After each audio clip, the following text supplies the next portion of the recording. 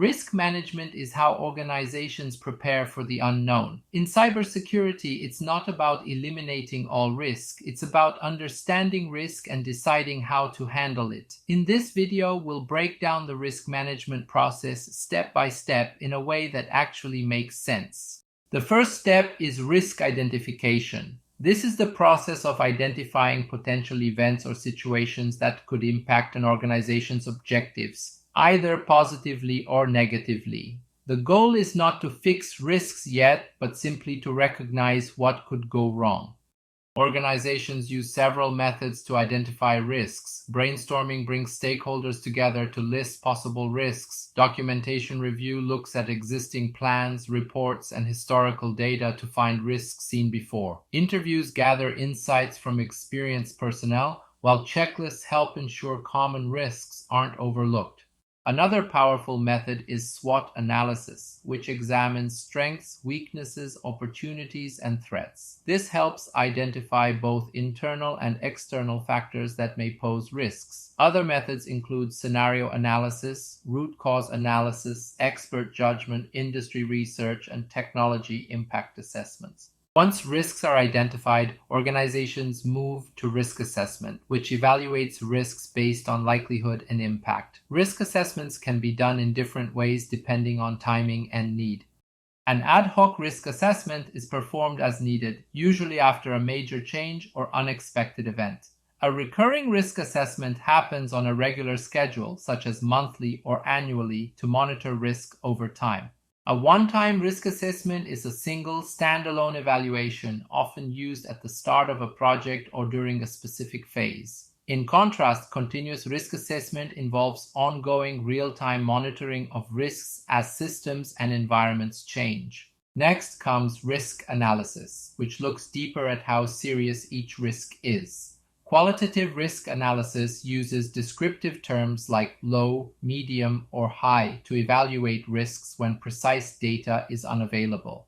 Quantitative risk analysis assigns numerical values to risks. One key calculation is single loss expectancy, or SLE, which represents the monetary loss expected from a single occurrence of a risk event. SLE is calculated using asset value and exposure factor. Another key value is annualized rate of occurrence, or ARO, which estimates how often a risk is expected to occur in 1 year. When SLE is multiplied by ARO, the result is annualized loss expectancy, or ALE, which estimates yearly financial loss from a specific risk. All identified risks are documented in a risk register.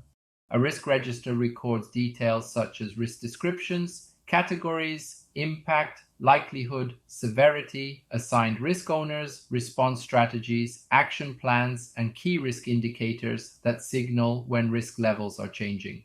Organizations must also define risk tolerance, which is the amount and type of risk they are willing to accept. Risk tolerance varies by organization, industry, regulations, and stakeholder expectations, and it guides decision-making. Closely related is risk appetite, which describes how much risk an organization is willing to take to achieve its goals. An expansionary risk appetite accepts higher risk for growth. A conservative risk appetite prioritizes stability and safety, and a neutral risk appetite balances risk and reward. Once risks are understood, organizations choose risk management strategies. Risk transfer shifts risk to a third party, such as through insurance. Risk acceptance acknowledges the risk without immediate action, sometimes with exemptions or exceptions. Risk avoidance eliminates risk by avoiding certain activities altogether, while risk mitigation reduces the likelihood or impact of a risk through controls and safeguards. Most organizations use a combination of these strategies. Effective risk reporting ensures stakeholders stay informed. Risk reports communicate updates on the risk register, mitigation progress, new risks, and how risks compare to tolerance thresholds, helping leaders make informed decisions.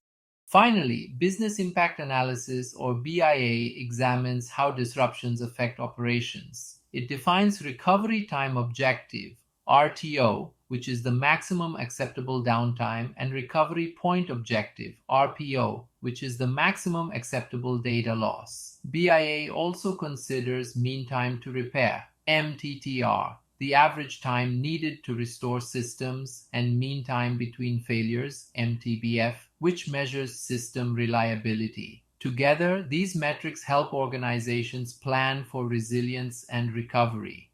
The key takeaway is this: risk management is not about fear, it's about preparation. When organizations understand risk, measure it correctly, and respond strategically, they stay secure, resilient, and ready for change.